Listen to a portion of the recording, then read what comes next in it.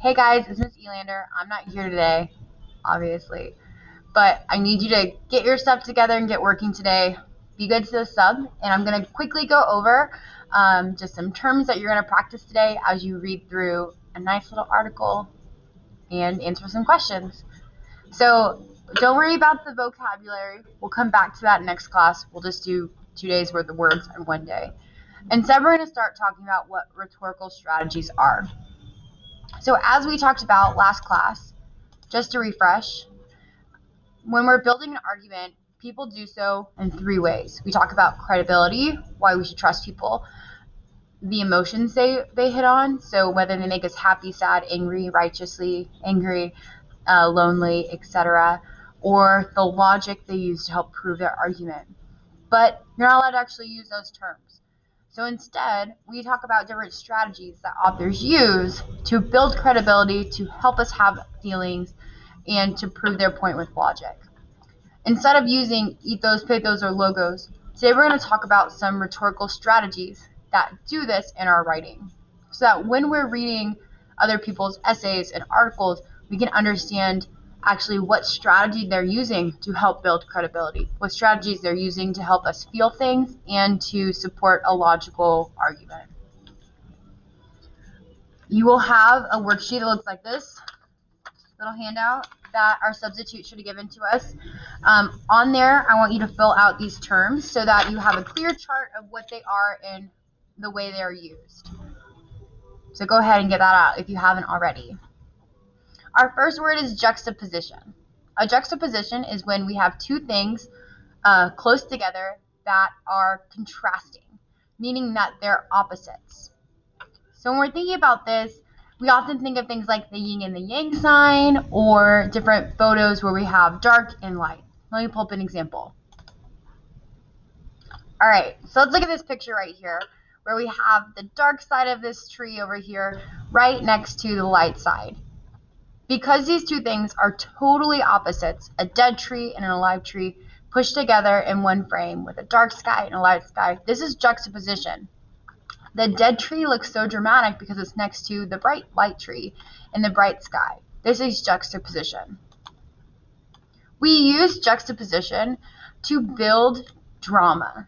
So for a couple of reasons, it helps us to maybe even build our credibility because we're showing how this is contrasted to something else. But also this really hits on our emotions because it's shocking, it's surprising, and it shows the details of a reason something's so different. Let's take this sentence, for example. If you've ever visited Rome, you might have noticed the ancient Colosseum still stands tall and proud, but not too far away. There are graffiti-ridden buildings, and the two stand in total contrast to one another. So imagine graffiti in an old building next to each other, and the drama of that would be juxtaposition. Analogies are things we do and say to compare one thing to another one to give it a better definition or explanation. So let's say I want to talk about my stapler. What's close? So the metal is cold. If I want to describe that to you, I might say, oh, the stapler is as cold as ice. The analogy is I'm comparing this thing to ice so that you understand it deeper and better.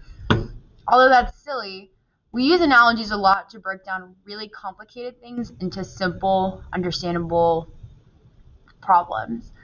So if I'm a scientist and I'm using an analogy to break down what a cell is to an average person, saying a cell is like a donut or something, I might be doing a couple things there. I'm using logic there because I'm developing reasoning of why something is one way to help explain to a general audience.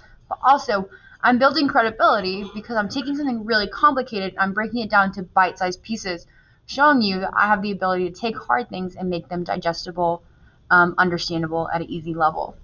An example of this in writing is like finding her lost phone would be as easy as finding a needle in a haystack. Finding a needle in a haystack is hard, therefore this is hard. Next one we have is inclusive language.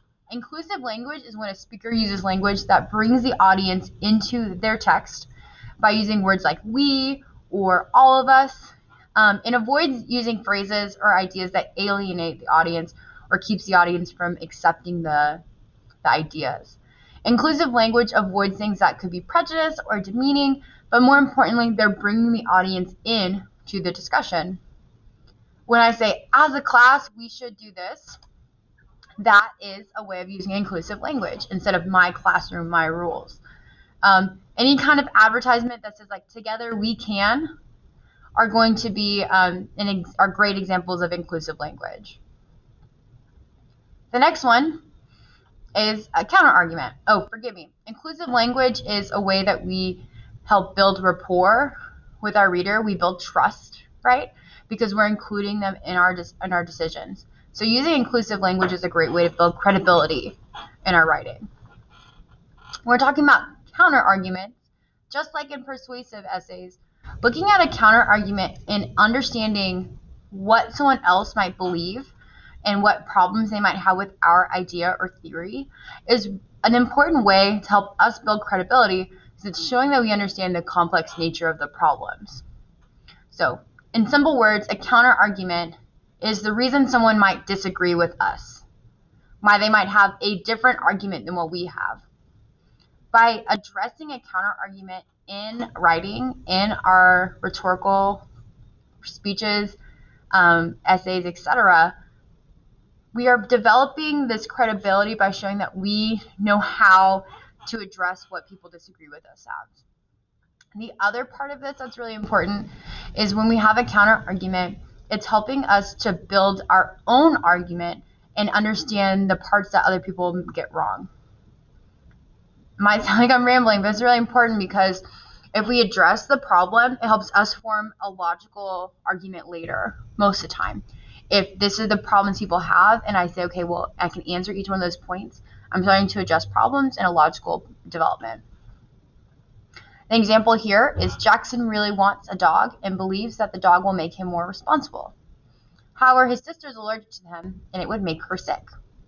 The reason his family may not want him to have a dog is because it makes his sister sick. That's a good counter argument for us to get over the fact that he shouldn't have a dog. We're going to have to explain why he can, or how he can get over the fact that it makes his sister sick. All right. When you get to our second half, we're going to talk about tone shift.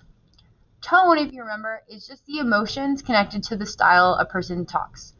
So in a speech, in a text, the tone comes down to the way the sentences are written, the style of writing, the words they're using, whatever kind of feelings they make us feel, and they're creating in their specific structure of the writing. So tone in itself is just how it makes us feel. When we're talking about tone shift happens when all of a sudden that changes, and it's usually pretty dramatic. So let's look at the following example to talk about tone shift. The party was littered with people. Streamers flew through the air, glasses clinked, and strangers kissed good luck for the upcoming year. From the windows, guests watched fireworks showering the sky with sparkling rainbows. So just that first half, we have really happy, joyful scene. It's New Year's. We see a whole room full of people. It's joyful and bright and romantic. There's fireworks and glasses and kissing. And then we're going to have a shift. Then Arden slammed the door open. The room stilled until a sharp scream pierced the silence. Woof. So then we have this shift to an aggressive language. We have shorter sentences. We have a lot of alliteration or SSS sounds in this last sentence. It makes it speed up as we're reading it. So when we shift the tone like this, we're building tension because the aggressive last two sentences are preceded by this really flowy, beautiful, romantic language. So it's more dramatic. The tone shift is building on the emotional feelings happening, because if we just started with the aggressive, it's not going to be as jarring or as surprising as it is following on that flowy language. Tone shift usually is used to help build emotional appeals throughout it by really heightening the way we feel. The next strategy people use is anecdote. So anecdote are short stories that are significant to the topic at hand. So if I tell you If I give you an example of something in real life or from my experience, that's usually an anecdote. The example here is, you definitely shouldn't eat at the gas station. I once saw the owner scratch his back with tongs and then use them to turn the hot dogs. Gross. That short little story of my experience at the gas station is building on why you shouldn't do this. If my argument is something simple, anecdotes prove the argument. It is a form of logic. However, when we're thinking about anecdotes, they're usually not the most credible of strategies, because our anecdotes are usually really personal and they're from our experience. They're not an unbiased opinion, right? I might have just seen the weird guy at the gas station, and that's not how it is every day. Someone else might have an anecdote saying, well, I see them take very good care and have perfect cleanliness at the gas station. It's just based off my experience. Anecdotes also usually are pretty emotionally moving because they're connected to someone's personal experiences. This one might make you angry, or it might make you a little nauseous thinking about if you've ever eaten a gas station hot dog. So it works at two levels, right? It can be both logic and emotions. Next one is repetition. This is the easiest one to see. Usually when words, phrases, or structures are repeated, it's to make things have a harder impact. It's for us to like perk our ears up because it's happening over and over and over again. Let's say for this one, she went to the fridge to get some water. Then she went to her room to grab her homework. Later, she went to the living room to charge her phone. We have the same structure and the same middle phrases. She went, she went, she went. By having the same structure, it's really boring. It's monotonous because it's the exact same thing, right? She's this and this and this. This repetition is creating a certain kind of tone. It's a boring tone. It's routine. And so using repetition can, one, build on our emotions and how we read the tone of an essay, but also like using parallel structure and repetition to show how two things compare to each other is also a good strategy to show why logic might be flawed, or to pull statistics from one thing to another.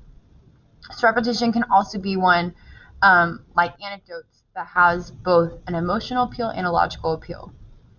The last one are rhetorical questions, and y'all are probably familiar with this. A rhetorical question is a question that's asked in an essay, a speech, a text of any sort, that's to make you think, not to really require an answer. The best rhetorical questions are ones that aren't easily answered, but they're ones that make you pause and go back and go, what is that like?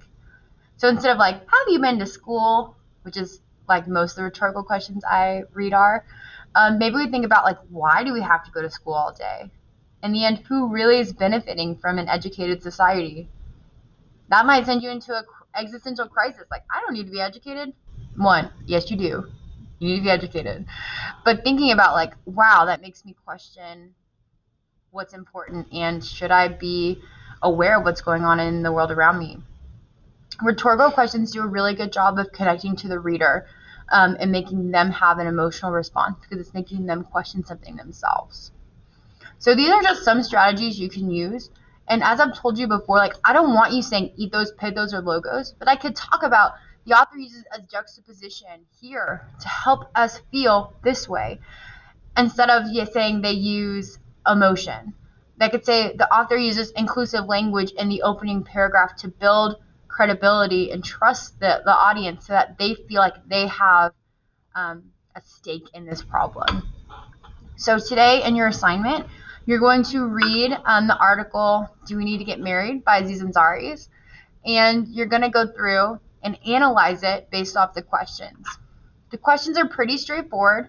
They're going to ask you to think about the tone, how the tone shifts, and at the very end, you're going to be asked to think about how any of these 8 strategies, how 2 of them appear in the essay. Just so you know where everything is, if we go to our Schoology classroom and to our Unit 2 folder, our assignment today is going to be in this practice analysis. This is a grade. This is one of your grades. It's not busy work. Y'all gotta work on it so we can talk about it next class. When you come in here, it's just a Google Doc. Easy enough. And it's gonna ask you a set of questions. Let's see if it'll load for us. All right. So we're looking at this, the article. We have class copies here. The substitute will have them. The class copies are about the article, but you also have a link to the article here if you'd rather have a digital version or if you want to use a translation tool. You're going to ask why do you think people need to get married? Why or why not? And then you need to read through the first 7 paragraphs until you find the Q1, which is at the end of the 7th paragraph. And then go back and reread the bottom last 3 paragraphs and think about how the arguments are different, and then consider why those theses have changed. After that, all these questions are pretty straightforward. If you have any questions, I should have my email up while I'm at my conference. I can check it sparingly, so if you have a question and you're really worried about it, please send it my way. I believe in y'all. Good luck, and be really good to our subs. We're really grateful that anyone has, picked up our class and is willing to come here on our campus. So make them feel valued and be the best version of yourselves you can be. I'll see you on Tuesday. Bye, guys.